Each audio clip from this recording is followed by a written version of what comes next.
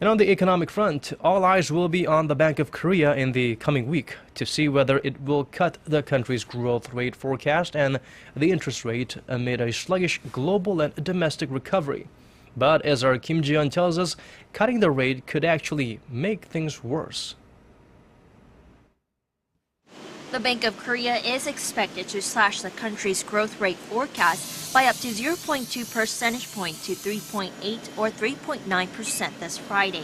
If that happens, it could be a sign that the central bank will lower the nation's key interest rate, which has stayed at 2.5% for more than a year.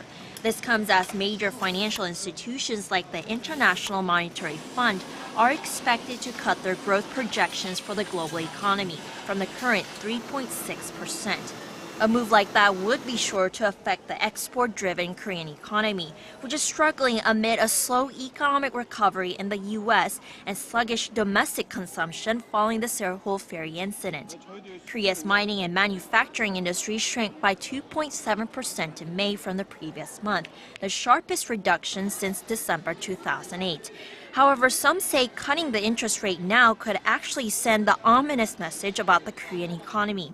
An analyst from Hanyang Securities told KBS News that the Korean central bank should cut the interest rate at least twice to boost liquidity in the nation's economy. The analyst said that if the Bank of Korea were to cut the interest rate to 2%, the rate during the global financial crisis, it could prompt major participants in the Korean economy to save capital rather than expand their investments. This is the opposite of what the Korean government wants them to do. And this is why the world's top investment banks and local financial institutions think the Bank of Korea will want to keep the interest rate the same until the end of the year. And some, including Barclays and Morgan Stanley, have even predicted the central bank will actually raise the interest rate in the third or fourth quarter. Kim Ji-yeon, Arirang News.